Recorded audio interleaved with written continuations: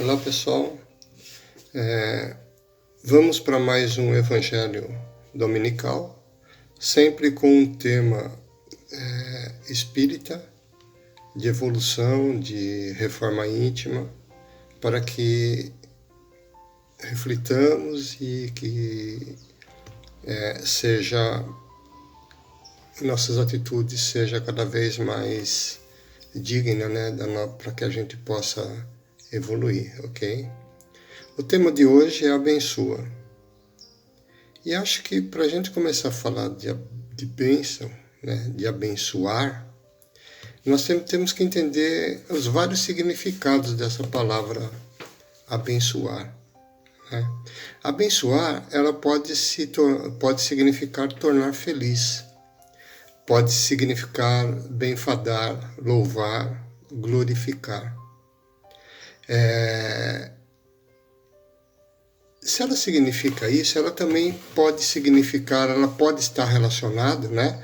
Quando você fala em tornar feliz ou benfadar, ela pode estar relacionada também ao perdão.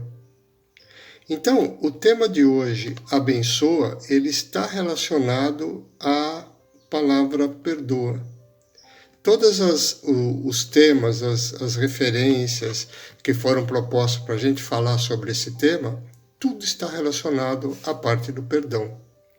E a gente pode começar falando da Bíblia, né? Em Lucas, capítulo 1, versículo 48, que ele fala assim, que abençoado é quem abençoa. E aí, então, é que se inicia o maravilhoso processo da lei do retorno. Pois quando você abençoa alguém, o próprio Deus se encarrega de abençoar você também. E nesse momento se inicia outro processo por igual divino, o da multiplicação, o de uma multiplicação do amor, certo? Então, isso resume muito bem o que a gente está querendo, está pensando em fazer hoje nesse tema. Ou seja, se a gente for abençoado, é quando a gente abençoa. Ou seja, perdoa e serás perdoado. Então, vamos olhar um pouquinho o que Mateus, no capítulo 18, versículo 22, 35, ele fala, tá? Ele fala assim, sobre o questionamento de Pedro a Jesus, se nós devemos perdoar até 7 vezes. Aí Jesus responde, não te digo que até 7 vezes, mas até 70 vezes 7. Por isso, o reino de Deus é semelhante a um rei que resolveu ajustar suas contas com seus servos. E como Jesus sempre falava ou passava os ensinamentos em parábola, ele conta essa parábola, né? Dizendo que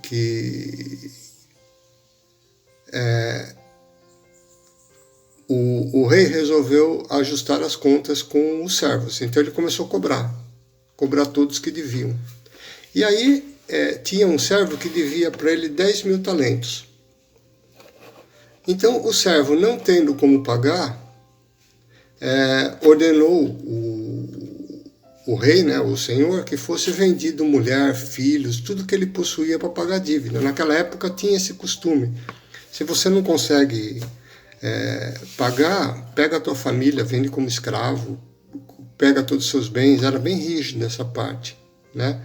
Mas aí o servo, ele se prostrou de joelhos perante esse senhor e falou que ele tinha paciência, eu pagarei tudo para você, por favor, não faz isso comigo, pelo amor de Deus.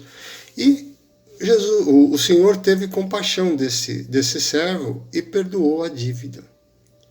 Porém, aquele servo, quando ele saiu, ele se deparou com outra pessoa que devia para ele, devia aí 100 denários. E segurou essa pessoa e disse, me paga o que deve, né?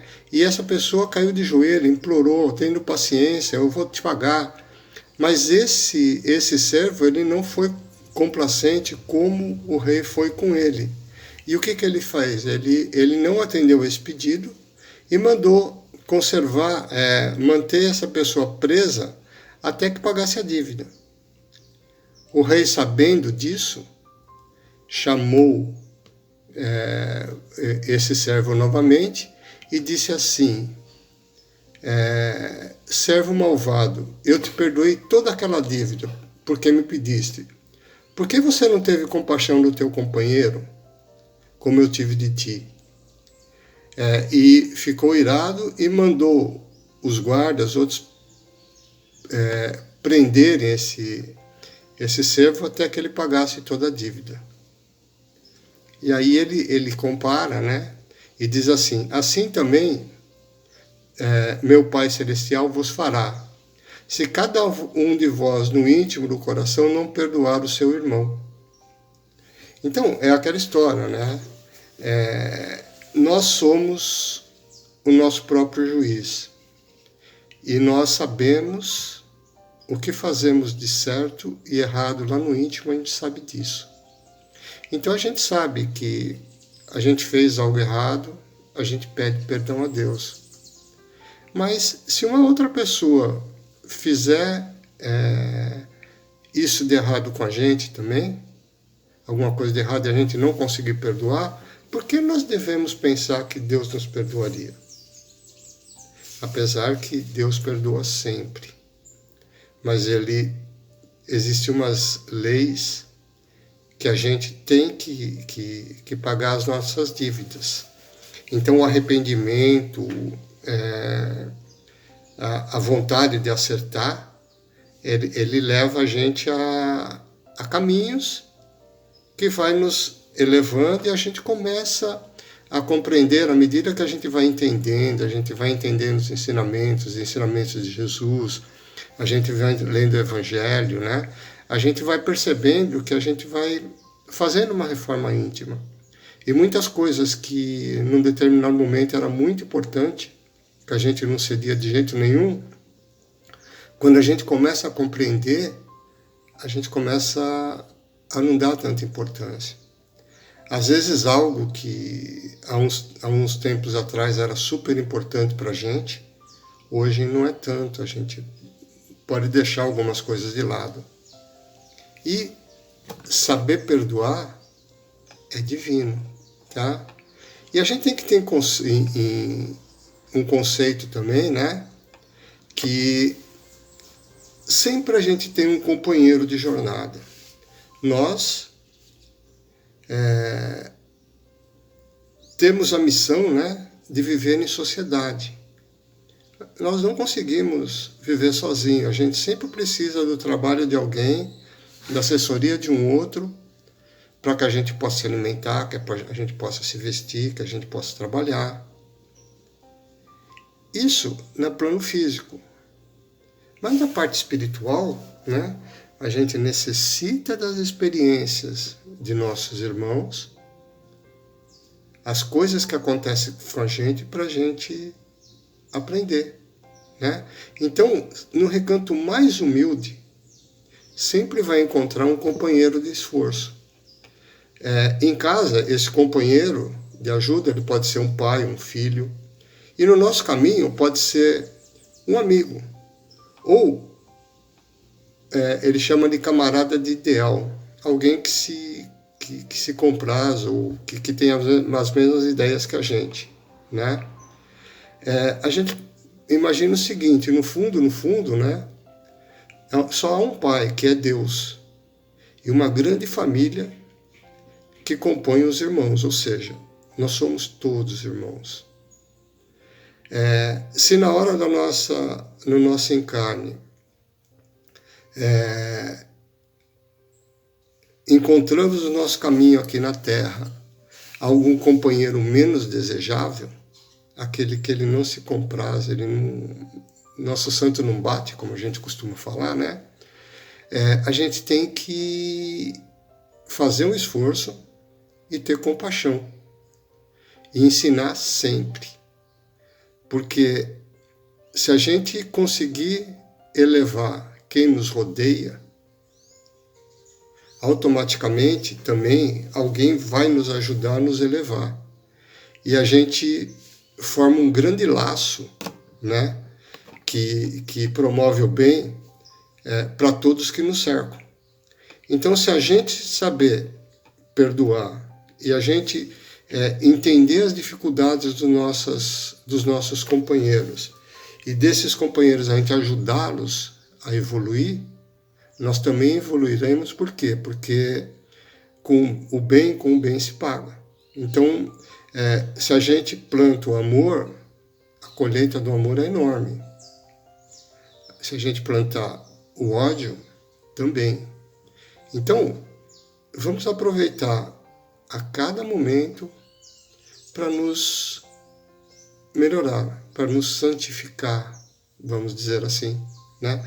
De modo que a gente possa, no fundo do coração, entender, perdoar, saber abençoar, saber compreender os nossos companheiros. Acho que essa é a grande mensagem que temos que passar, né? Tentando finalizar da seguinte maneira: quando alguém faz algo que não nos agrada, que nos prejudica, vamos analisar o porquê fez, as deficiências dele, às vezes coisas que essa pessoa não consegue entender, nós já entendemos, né? E vamos procurar perdoar, porque o perdoar é divino, não é vergonhoso, não é um ato de fraqueza, e sim é um ato de grandeza, porque se você consegue perdoar o mal que te fizeram, por mais doloroso que seja, isso significa que você está preparado para novos desafios na linha do bem, na linha do amor, ok? Então, quando a gente fala eu te perdoo,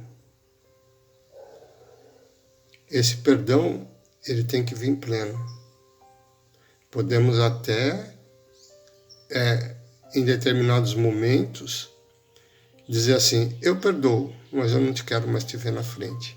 Então, ou seja, eu não estou levando em conta o ato que você me fez, mas eu quero distância de você. Isso é um perdão parcial, é um estágio de evolução. Necessitamos passar por ele, sim, necessitamos. Mas a grande tarefa nossa é o perdão pleno.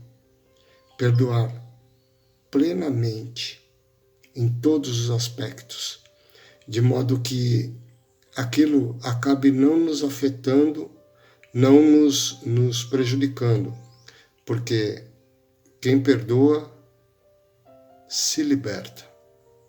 Às vezes você fica anos e anos, tempos e tempos preso a uma vingança, algo assim, que não te leva a nada, que te atrasa a evolução, que te traz muito sofrimento. Então a primeira coisa que a gente tem que pensar é que o ato de perdoar é um ato de libertação íntima. Ou seja, quando nós conseguimos perdoar, nós estamos libertos daquela prova. E estamos libertos daquela prova, estamos de coração aberto para partir para outra, mais grandiosa, com um objetivo que a nossa evolução comece aí em estágios mais elevados. Ok?